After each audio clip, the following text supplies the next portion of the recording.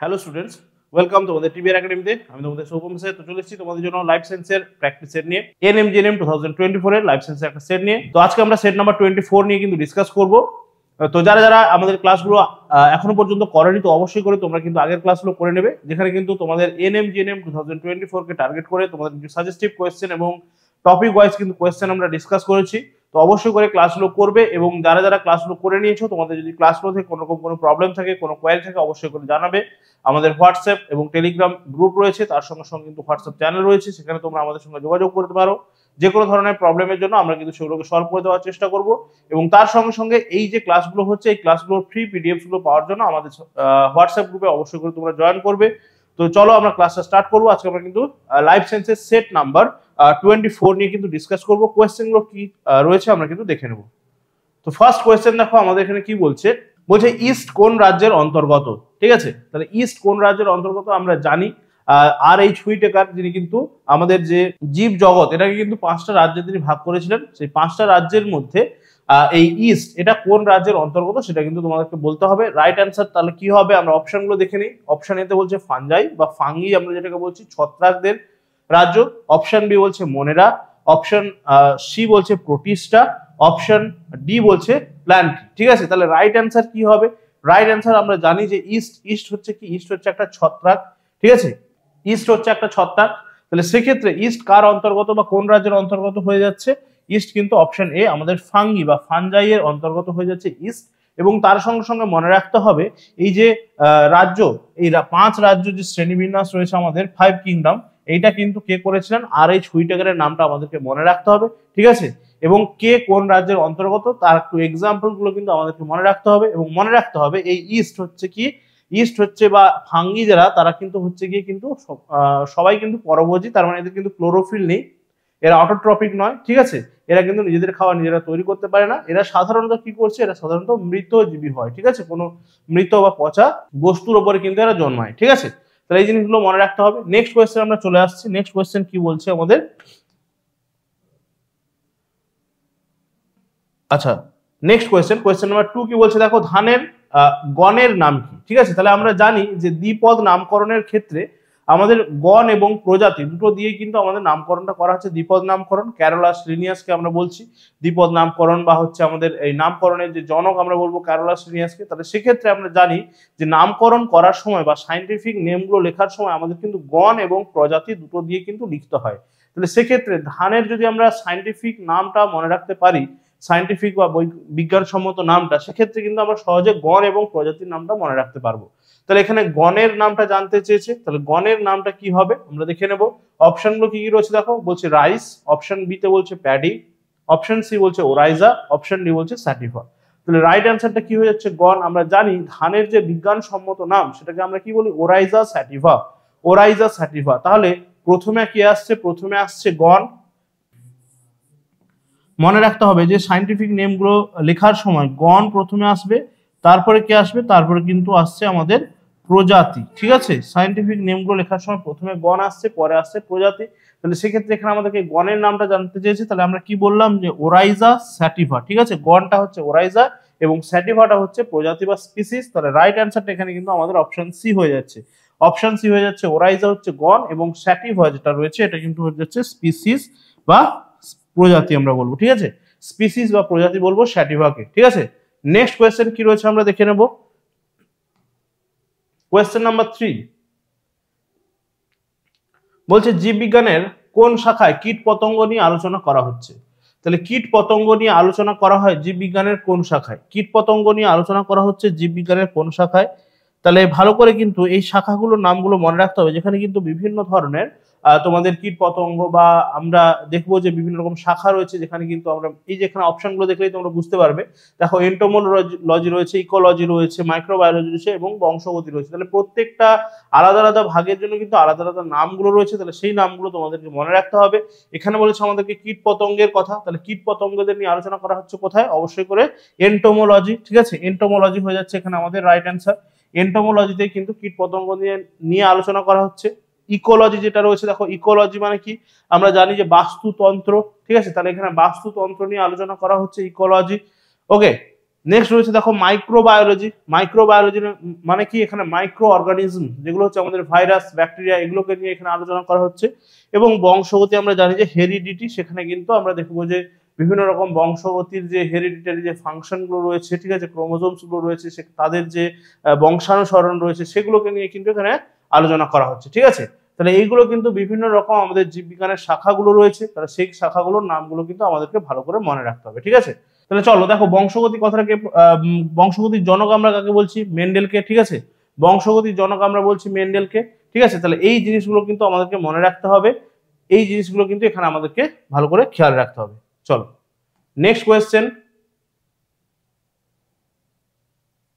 Question number 4 কি রয়েছে দেখো, কোন গ্রন্থটিতে লিনিয়াস দ্বিপদ নামের নীতি প্রবর্তন করেন? কোন গ্রন্থটিতে লিনিয়াস দ্বিপদ নামের নীতি প্রবর্তন করেছিলেন? তাহলে দ্বিপদ নামকরণের নীতি কোন গ্রন্থে প্রথম প্রকাশিত হয়েছিল? তাহলে গ্রন্থগুলোর নামগুলো দেওয়া রয়েছে, ভালো করে খেয়াল করবে। সিস্টেমা ন্যাচুরি দেওয়া রয়েছে, অরিজিন অফ স্পিসিস দেওয়া রয়েছে, স্পিসিস প্ল্যান্টেরাম দেওয়া রয়েছে। ঠিক আছে, এবং এখানে দেওয়া রয়েছে দেখো সিনেরিরা প্ল্যান্টিনাম। ঠিক আছে, তাহলে রাইট অ্যান্সার কি হয়ে যাচ্ছে? কোন গ্রন্থটিতে প্রথম দ্বিপদ নামকরণ, ঠিক আছে, নমেনক্লেচার, বাইনোমিয়াল নমেনক্লেচার যেটাকে বলা হচ্ছে, দ্বিপদ নামকরণ একটু আগেই বললাম, এখানে গণ এবং প্রজাতি দিয়ে কিন্তু আমরা সায়েন্টিফিক নেমগুলোকে লিখছি।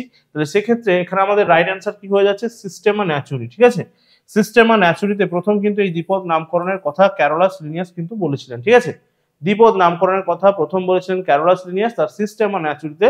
এবং তার সঙ্গে মনে রাখতে হবে এই যে অরিজিন অফ স্পিসিস, এটা কার লেখা? এটা কিন্তু মনে রাখতে হবে ডারউইন। ঠিক আছে, অরিজিন অফ স্পিসিস হচ্ছে ডারউইনের লেখা। আচ্ছা, এইটা কবে প্রথম প্রকাশিত হয়েছিল? 1859। ঠিক আছে, অরিজিন অফ স্পিসিস ডারউইনের লেখা। আর তার সঙ্গে স্পিসিস প্ল্যান্টেরামও কিন্তু, এটাও কিন্তু লিনিয়াসেরই লেখা। ঠিক আছে, এটাও কিন্তু লিনিয়াসের লেখা, মনে রাখতে হবে। লিনিয়াসের লেখা সিস্টেমা ন্যাচুরি এবং স্পিসিস প্ল্যান্টেরাম, এবং অরিজিন অফ স্পিসিসটা হচ্ছে আমাদের ডারউইনের লেখা। চলো নেক্সট কোয়েশ্চেন আমরা চলে যাব।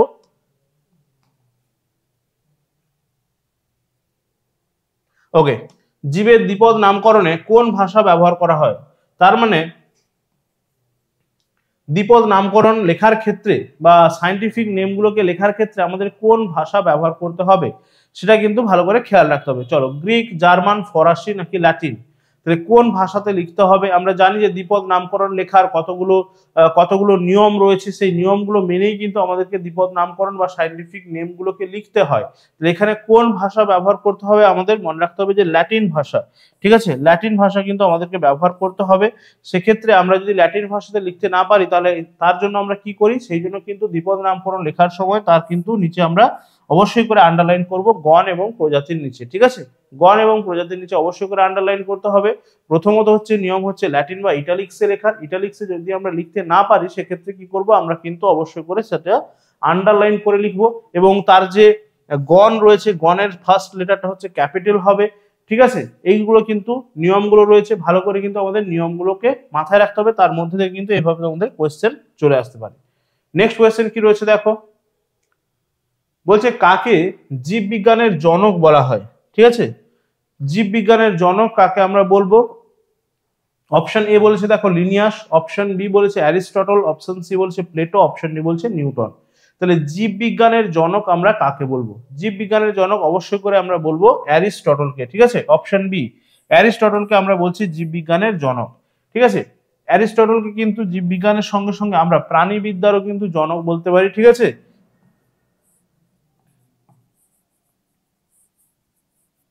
ঠিক আছে, জুওলজি বা প্রাণীবিদ্যার জনক আমরা কিন্তু অ্যারিস্টটলকে বলতে পারি। এবং উদ্ভিদবিদ্যা বা বটানির জনক আমরা কাকে বলবো? থিওফ্রাস্টাস। ঠিক আছে, উদ্ভিদবিদ্যা বা বটানির আমরা জনক বলবো, ফাদার অফ বটানি বলবো থিওফ্রাস্টাসকে। ঠিক আছে, থিওফ্রাস্টাস, তার সঙ্গে অ্যারিস্টটল হচ্ছে জুওলজি, এবং সমস্ত জীববিজ্ঞানের আমরা জনক কিন্তু অ্যারিস্টটলকেই বলবো। আর ক্যারোলাস লিনিয়াসের নাম একটু আগে আমরা দেখলাম যে ক্যারোলাস লিনিয়াসকে আমরা কি বলছি না, দ্বিপদ নামকরণের কিন্তু জনক আমরা বলছি ক্যারোলাস লিনিয়াসকে। আর নিউটনকে তো আমরা সবাই চিনি, ইনি কিন্তু কোথায় বিখ্যাত না, ইনি কিন্তু ফিজিক্যাল সায়েন্স আমরা নিউটনের নাম পড়েছি, ফিজিক্সের বিভিন্ন রকম সূত্রের ক্ষেত্রে নিউটনের নাম আমরা জানি। চলো ওকে, নেক্সট দেখো কি বলছে, উভচর প্রাণী কোনটি? এদের মধ্যে উভচর প্রাণী কোনটি? দেখো এখানে কিন্তু তোমাদেরকে নামগুলো না দিয়ে এখানে কিন্তু সায়েন্টিফিক নেমগুলোকে দেওয়া রয়েছে। এরকম কিন্তু সায়েন্টিফিক নেম দিয়ে কোয়েশ্চেন কিন্তু তোমাদের অবশ্যই করে আসবে। তো সেই জন্য সায়েন্টিফিক নেমগুলো তোমাদের কিন্তু ভালোভাবে মাথায় রাখতে হবে। আমি তোমাদের বলেওছি যে আগের বছর যে কোয়েশ্চেনটা এসেছিল সেটা যদি তোমরা একটু ফলো করো দেখতে পাবে সেখানে কিন্তু অনেকগুলো কোয়েশ্চেন এইভাবে তোমাদেরকে কিন্তু সায়েন্টিফিক নেম দিয়ে কিন্তু দেওয়া রয়েছে। তো সেই জন্য সায়েন্টিফিক নেমগুলো অবশ্যই করে ভালো করে আমাদেরকে কিন্তু মাথায় রাখতে হবে। বলছে উভচর প্রাণী, ঠিক আছে, তার মানে অ্যাম্ফিবিয়ান কোনটা? তাহলে অপশনগুলো দেখবো। বলছে বুফো মেলানোস্টিকটাস, অপশন বি বলছে হোমো সেপিয়েন্স, অপশন সি বলছে প্লাজমোডিয়াম ভাইভ্যাক্স এবং অপশন ডি তে বলেছে কোলম্বা লিভিয়া। তাহলে রাইট অ্যান্সার কি হবে? তাহলে এগুলোর সায়েন্টিফিক নেমগুলো যে প্রাণীদের নামগুলো সেগুলো আমরা একটু দেখে নিই। বুফো মেলানোস্টিকটাস হচ্ছে কার? কুনো ব্যাং, ঠিক আছে, কুনো ব্যাঙের আমরা বলবো, ঠিক আছে, কুনো ব্যাঙের আমরা বলবো যে বিজ্ঞানসম্মত নাম, ঠিক আছে, জাস্ট সেকেন্ড, কুনো ব্যাঙের আমরা বলবো বিজ্ঞানসম্মত নাম। হোমোসেপিয়েন্স আমরা জানি হোমোসেপিয়েন্স হচ্ছে মানুষের, ঠিক আছে, হোমোসেপিয়েন্স। প্লাজমোডিয়াম ভাইভ্যাক্স হচ্ছে কি? প্লাজমোডিয়াম ভাইভ্যাক্স হচ্ছে আমরা জানি যে মশার জন্য, প্লাজমোডিয়াম ভাইভ্যাক্স হচ্ছে কি ম্যালেরিয়া রোগের যে জীবাণুটা, ঠিক আছে, ম্যালেরিয়া রোগের যে জীবাণু তাকে আমরা বলছি প্লাজমোডিয়াম ভাইভ্যাক্স, ম্যালেরিয়ার জন্য দায়ী, ঠিক আছে, ম্যালেরিয়ার জন্য দায়ী হচ্ছে প্লাজমোডিয়াম ভাইভ্যাক্স। এটা কিন্তু মনে রাখতে হবে একটা আদ্য প্রাণী বা প্রোটোজোয়া, ঠিক আছে। কোলম্বা লিভিয়া কার? কোলম্বা লিভিয়া হচ্ছে পায়রা, ঠিক আছে, পায়রার হচ্ছে কোলম্বা লিভিয়া। তাহলে দেখতেই পাচ্ছি যে বুফো মেলানোস্টিকটাস হচ্ছে কুনো ব্যাঙের বিজ্ঞানসম্মত নাম, হোমো সেপিয়েন্স হচ্ছে মানুষের, অ্যাকচুয়ালি মানুষের হোমো সেপিয়েন্স, ঠিক আছে। আচ্ছা, প্লাজমোডিয়াম ভাইভ্যাক্স হচ্ছে ম্যালেরিয়ার জন্য যে প্যাথোজেনটা বা যে জীবাণুটা দায়ী তার নাম হচ্ছে প্লাজমোডিয়াম ভাইভ্যাক্স এবং তার সঙ্গে মনে রাখতে হবে এটা কিন্তু একটা প্রোটোজোয়া বা আদ্য প্রাণী, ঠিক আছে, ঠিক আছে, প্রোটোজোয়া বা আদ্য প্রাণী। এবং এখানে আমরা দেখবো যে কলম্বা লিভিয়া হচ্ছে কি পায়রার বিজ্ঞানসম্মত নাম। তাহলে বুঝতেই পারছি যে উভচর কোনটা? অপশন এ বুফো মেলানোস্টিকটাস, কুনো ব্যাং হচ্ছে এদের মধ্যে উভচর, ঠিক আছে, কুনো ব্যাং হচ্ছে এদের মধ্যে উভচর। বাকি আমরা দেখবো যে মানুষ হচ্ছে কি স্তন্যপায়ী বা ম্যামাল, আর কোলম্বা লিভিয়া হচ্ছে পায়রা, এভিসের মধ্যে পড়ে যাচ্ছে, আর প্রোটোজোয়ার মধ্যে কি চলে আসছে? প্রোটোজোয়া বা আদ্য প্রাণী হয়ে যাচ্ছে আমাদের প্লাজমোডিয়াম ভাইভ্যাক্স। নেক্সট কোয়েশ্চেন কি রয়েছে আমরা দেখে নেব। আচ্ছা, নেক্সট একই রকম আর একটা কোয়েশ্চেন দিয়েছে, দেখো তোমাদের বিজ্ঞানসম্মত নাম দিয়ে নিচের কোনটি দ্বিপদ প্রাণীর উদাহরণ, ঠিক আছে, এটা অ্যাকচুয়ালি দ্বিপদ প্রাণী, ঠিক আছে, নিচের কোনটি দ্বিপদ প্রাণীর উদাহরণ? দ্বিপদী মানে হচ্ছে যার দুটো পা রয়েছে, একই রকম, ঠিক আছে, দুটো পা, দ্বিপদী মানে হচ্ছে দুটো পা রয়েছে। তাহলে রাইট অ্যান্সার কি হবে? অপশনগুলো দেখে নাও। বলছে Panthera leo, Apis indica, Homo sapiens, Naja. তাহলে রাইট অ্যান্সার কি হবে? তাহলে এগুলোর নামগুলো আমরা দেখে নেব। প্যানথেরা লিও হচ্ছে কি? প্যানথেরা লিও হচ্ছে আমরা দেখবো যে সিংহের ক্ষেত্রে, ঠিক আছে, সিংহ। এপিস ইন্ডিকা হচ্ছে মৌমাছি, ঠিক আছে, অ্যাকচুয়ালি ভারতীয় মৌমাছি হচ্ছে এপিস ইন্ডিকা। হোমো সেপিয়েন্স বললাম মানুষের একটু আগেই, ঠিক আছে, মানুষ, হোমো সেপিয়েন্স। আর ন্যাজা হচ্ছে কেউটে সাপ, ঠিক আছে, কেউটে সাপ আমরা বলবো,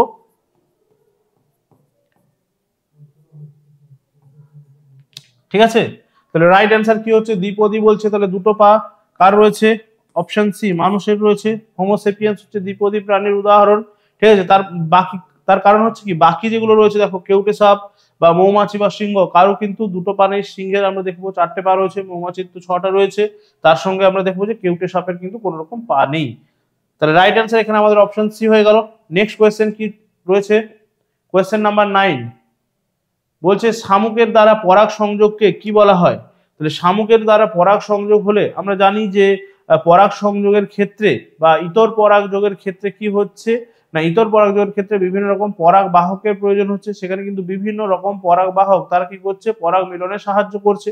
তাহলে সেখানে আমরা দেখবো যেমন বায়ু পরাগী ফুল রয়েছে, তেমন কিন্তু মৌমাছির সাহায্যে পরাগযোগ হচ্ছে, প্রজাপতির সাহায্যে পরাগযোগ হচ্ছে, মানুষের সাহায্যে হচ্ছে, বিভিন্ন রকম কীটপতঙ্গের সাহায্যে হচ্ছে। তাহলে বিভিন্ন জন বিভিন্ন ভাবে কিন্তু সাহায্য করছে। তাহলে সেই যে নামগুলো আমরা কিভাবে কার সাহায্যে পরাগযোগ হলে তাকে কি বলবো সেই নামগুলোই কিন্তু এখানে আমাদেরকে জানতে চাওয়া হচ্ছে। তাহলে এখানে আমাদের পরাগযোগের বাহকটাকে, বাহক হচ্ছে আমাদের শামুক। তাহলে শামুকের দ্বারা যদি পরাগযোগ হয় তাকে আমরা কি বলবো? বলছে অর্নিথোফিলি, অপশন বি বলছে সাইকোফিলি, অপশন সি বলছে মিরমেকোফিলি, আর অপশন ডি বলছে ম্যালাকোফিলি। দেখো প্রত্যেকটাই কিন্তু একটা বিশেষ কারুর দ্বারা পরাগ সংযোগ হচ্ছে। তাহলে আমরা জেনে নেব কার সাহায্যে কোনটা হচ্ছে। দেখো শামুকের সাহায্যে যেটা বলছে সেটা হচ্ছে আমাদের অপশন কি হয়ে যাচ্ছে? অপশন ডি ম্যালাকোফিলি হচ্ছে আমাদের শামুকের সাহায্যে। ম্যালাকোফিলি শামুকের সাহায্যে পরাগ সংযোগ হলে তাকে আমরা বলছি ম্যালাকোফিলি। দেখো মিরমেকোফিলি রয়েছে, মিরমেকোফিলি কার সাহায্যে হচ্ছে? পিঁপড়ের সাহায্যে, ঠিক আছে, পিঁপড়ের সাহায্যে বা অ্যান্ট আমরা বলছি, ঠিক আছে, পিঁপড়ের সাহায্যে হলে আমরা বলছি মিরমেকোফিলি। এখানে কিন্তু এজেন্টটাকে এখানে হচ্ছে অ্যান্ট বা পিঁপড়ে। সাইকোফিলি হচ্ছে কি? প্রজাপতি,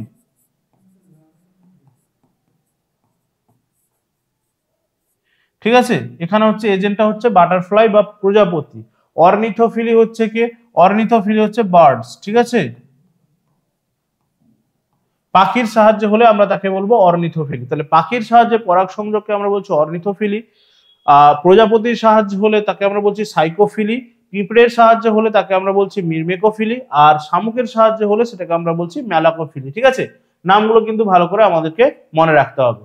চলো নেক্সট কোয়েশ্চেন আমরা চলে আসছি। নেক্সট কোয়েশ্চেন কি রয়েছে? কোয়েশ্চেন নাম্বার 10 বলছে কোনটি পার্থেনোকার্পিক ফল? পার্থেনোকার্পি আমরা জানি, পার্থেনোকার্পি কি? বীজবিহীন ফল উৎপাদনকে আমরা বলছি পার্থেনোকার্পি। বীজবিহীন ফল উৎপাদনকে আমরা বলছি পার্থেনোকার্পি। এই পার্থেনোকার্পিতে কোন উদ্ভিদ হরমোন প্রয়োগ করা হয়? পার্থেনোকার্পির জন্য কোন উদ্ভিদ হরমোন প্রয়োগ করা হয়? আমরা জানি যে অক্সিন, অক্সিনের প্রয়োগে কিন্তু পার্থেনোকার্পি করা যাচ্ছে, ঠিক আছে, বা আইএএ আমরা জানি ইন্ডোল অ্যাসিটিক অ্যাসিড। তো এখানে বলছে পার্থেনোকার্পির উদাহরণ কোনটা, কোন ফলটা এখানে রয়েছে আমরা দেখবো। অপশন এ তে বলছে স্ট্রবেরি, অপশন বি বলছে কাজু, অপশন সি বলছে কলা, অপশন ডি বলছে আপেল। তাহলে রাইট অ্যান্সার কি হয়ে যাচ্ছে আমরা জানি অপশন সি, ঠিক আছে, অপশন সি কলা, ঠিক আছে। তাহলে পার্থেনোকার্পি, পার্থেনোকার্পি কাকে বলে, পার্থেনোকার্পিতে কোন হরমোনের প্রয়োগ করা হয় এটা মনে রাখতে হবে, এবং পার্থেনোকার্পিক ফলের উদাহরণগুলো আমাদেরকে মনে রাখতে হবে। নেক্সট কোয়েশ্চেন কি রয়েছে? কোয়েশ্চেন নাম্বার 11 বলছে পলি এমব্রায়োনি হয় কোন ক্ষেত্রে? পলি এমব্রায়োনি হয় কোন ক্ষেত্রে? তাহলে দেখো এখানেও কিন্তু তোমাদের বিজ্ঞানসম্মত নামগুলো দেওয়া রয়েছে, তাহলে দেখতে হবে পলি এমব্রায়োনি কার ক্ষেত্রে হচ্ছে। দেখো অপশন এ তে বলেছে কি, অপশনগুলো আমরা কিন্তু একটু দেখে নেবো, ঠিক আছে। ক্যাথারসাস রোজেস বলেছে, অপশন বি বলছে সিট্রাস লিমন, অপশন সি তে বলছে কি কালাঞ্চো পিনাটা, অপশন ডি তে বলছে জিয়ামেইজ। তাহলে এখানে কিন্তু বিজ্ঞানসম্মত নামগুলো দেওয়া রয়েছে, বিজ্ঞানসম্মত নামগুলো কিন্তু আমাদেরকে জানতে হবে কোন উদ্ভিদের এগুলো বিজ্ঞানসম্মত নাম, তবেই কিন্তু আমরা বলতে পারবো যে পলি এমব্রায়োনি কার ক্ষেত্রে হয়। পলি এমব্রায়োনি কার ক্ষেত্রে হয় এটা কিন্তু সবাই মোটামুটি জানো, কিন্তু এইভাবে কিন্তু তোমাদেরকে কনফিউজ করার জন্য বিজ্ঞানসম্মত নামগুলো দিয়ে দেবে। তাহলে দেখো রাইট অ্যান্সার কি হবে এটা আমরা জানতে পেরে যাব যদি এগুলোর নামগুলো আমরা জেনে নিই। তাহলে জিয়ামেইজ হচ্ছে কার? ভুট্টার আমরা জানি জিয়ামেইজ, ঠিক আছে, ভুট্টার ক্ষেত্রে আমরা জানি জিয়ামেইজ। কালাঞ্চো পিনাটা কার ক্ষেত্রে হচ্ছে আমরা দেখবো, এটা হয়ে যাচ্ছে আমরা পাথরকুচিকে বলবো, ঠিক আছে, পাথরকুচি।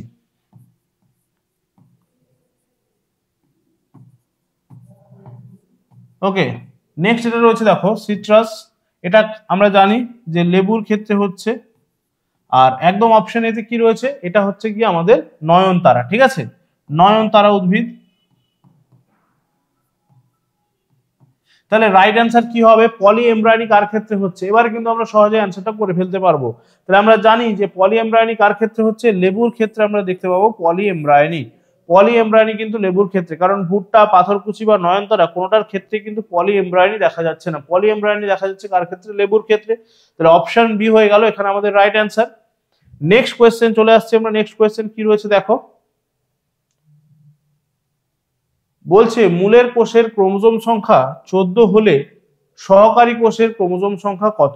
মূলের কোষের ক্রোমোজোম সংখ্যা 14 হলে এই ধরনের ক্রোমোজোমের যে ফর্মুলাগুলো এগুলো কিন্তু আমি তোমাদেরকে আগেও বলে দিয়েছি আগের ক্লাসে কিভাবে হচ্ছে বা কিভাবে করা যাচ্ছে, সেগুলো যারা আগের ক্লাসগুলো দেখোনি অবশ্যই করে কিন্তু সেই ক্লাসগুলো দেখবে, সেখানে কিন্তু আমি তোমাদের বলে দিয়েছিলাম ডিটেলসে যে কিভাবে বের করতে হয়, কিভাবে কি থাকলে কোথা থেকে আসছে সেগুলো কিন্তু আমি পুরো বলে দিয়েছিলাম, ঠিক আছে। দেখো তাহলে রাইট অ্যান্সার কি হবে এখানে, মূলের কোষের ক্রোমোজোম সংখ্যা 14। তাহলে আমরা জানি যে মূলের কোষ বা উদ্ভিদের যে কোনো অঙ্গেরই কোষ বলুক না কেন সেখানে আমরা কি লিখবো, সেটাকে আমরা লিখবো 2n, ঠিক আছে।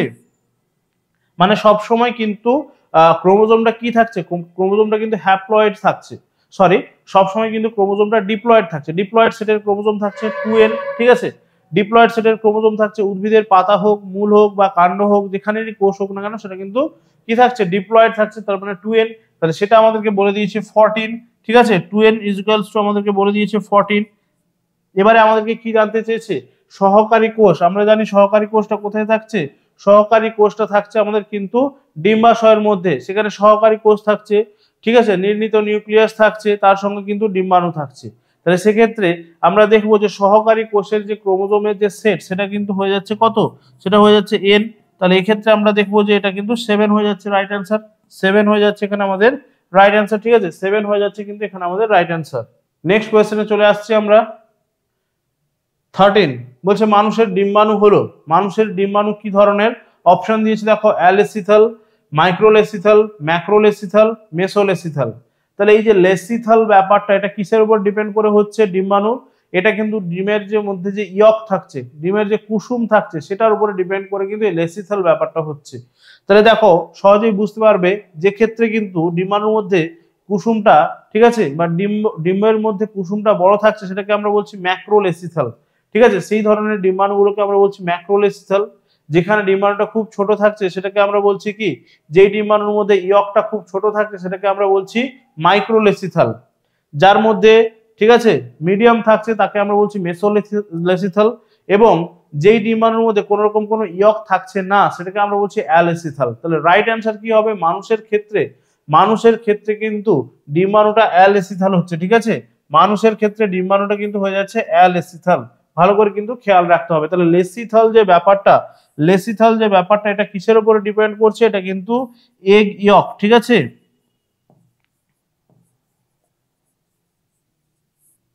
এগ ইয়কের উপর ডিপেন্ড করছে। তাহলে ইয়কটা যেমন হবে, বড় হলে ম্যাক্রো, ছোট হলে মাইক্রো, মিডিয়াম হলে মেসো, আর যখন থাকছেই না তখন আমরা বলছি অ্যালেসিথাল, ঠিক আছে, খেয়াল রাখতে হবে। চলো তাহলে অপশন, এখানে কিন্তু আমাদের অপশন এ হয়ে গেল রাইট অ্যান্সার।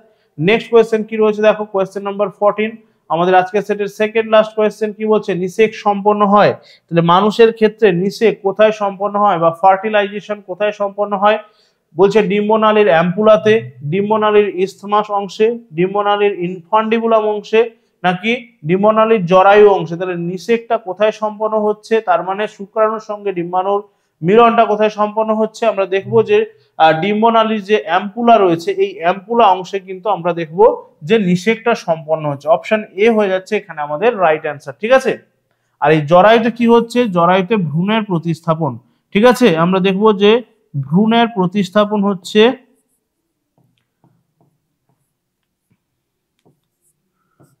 ভ্রূণের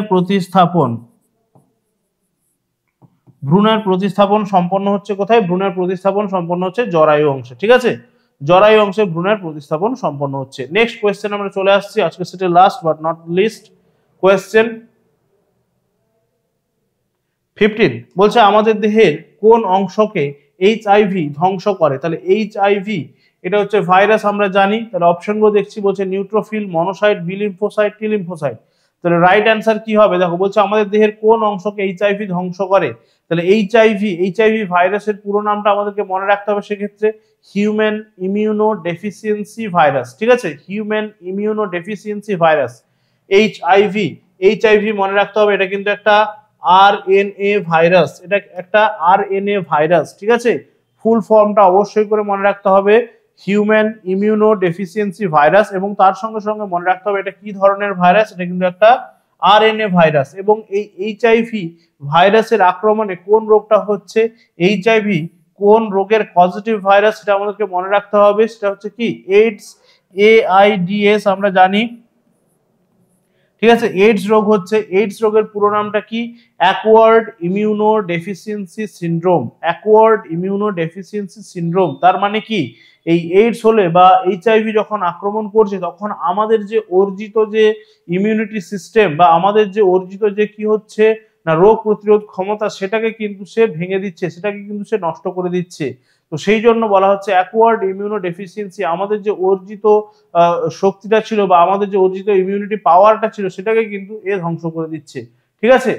তাহলে এখানে রাইট অ্যান্সারটা কি হয়ে যাচ্ছে? তাহলে কোন অংশকে ধ্বংস করছে? কোন অংশকে আরএনএ ভাইরাসটা বা এইচআইভি ভাইরাসটা ধ্বংস করছে? তাহলে দেখো রাইট অ্যান্সারটা কি হয়ে যাচ্ছে, আমাদের যে টি লিম্ফোসাইট রয়েছে, এই টি লিম্ফোসাইটকে কিন্তু ধ্বংস করে দিচ্ছে। আমরা জানি যে টি লিম্ফোসাইট হচ্ছে আমাদের মেমোরি সেল, ঠিক আছে, টি লিম্ফোসাইট হচ্ছে আমাদের মেমোরি সেল।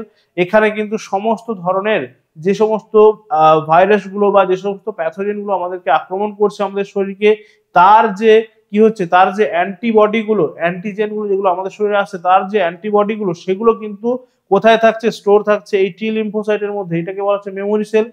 টি লিম্ফোসাইটটাকে কিন্তু ধ্বংস করে দিচ্ছে এই আমাদের এইচআইভি ভাইরাস। ঠিক আছে, তাহলে রাইট অ্যান্সার হয়ে গেল আমাদের অপশন ডি। তো চলো, এখানে আজকে সেটটা আমাদের কমপ্লিট হচ্ছে। নেক্সট ক্লাসে অবশ্যই তোমাদের সঙ্গে দেখা হচ্ছে। তাহলে এখানে তোমরা প্রত্যেকটা সেটের মতো কিন্তু এখানে অ্যান্সার কিটা তোমরা পেয়ে যাচ্ছ। অ্যান্সার কি দেওয়া রয়েছে প্রত্যেকটা কোয়েশ্চেনের, এখান থেকে তোমরা কিন্তু নিজেরা প্র্যাকটিস করতে পারবে, নিজেরা কিন্তু কোয়েশ্চেন অ্যান্সার গুলো কিন্তু অ্যানালাইজ করতে পারবে। তো চলো, নেক্সট ক্লাসে অবশ্যই করে তোমাদের সঙ্গে দেখা হচ্ছে। যারা যারা ক্লাসটা করছো অবশ্যই করে ভালো লাগলে তোমরা কিন্তু লাইক শেয়ার অবশ্যই করে করবে এবং বন্ধুদের সঙ্গে শেয়ার করতে ভুলবে না, যারা কিন্তু এএনএম জিএনএম 2024 এর জন্য কিন্তু প্রিপেয়ার করছে। এবং কমেন্ট করে তোমরা জানাতে পারো তোমাদের অন্য কোনো টপিকের উপর ক্লাস প্রয়োজন কিনা। আর এই যে ক্লাসটা যেটা করছো তোমরা, এর ফ্রি পিডিএফস পাওয়ার জন্য আমাদের যে হোয়াটসঅ্যাপ গ্রুপ রয়েছে সেখানে তোমাদেরকে জয়েন করতে হবে। এবং তার সঙ্গে সঙ্গে কিন্তু আমাদের টেলিগ্রাম এবং হোয়াটসঅ্যাপের চ্যানেল রয়েছে, সেখানে তোমরা জয়েন করবে। তোমাদের কোনো রকম কোনো প্রবলেম হলে, যে কোনো ধরনের প্রবলেমের জন্য কিন্তু আমরা সেখানে রয়েছি তোমাদেরকে হেল্প করার জন্য। তো চলো, আজকে এই পর্যন্ত। সবাই ভালো থাকো, ভালো করে প্র্যাকটিস করতে থাকো, সামনে এক্সাম রয়েছে। টাটা, থ্যাংক ইউ।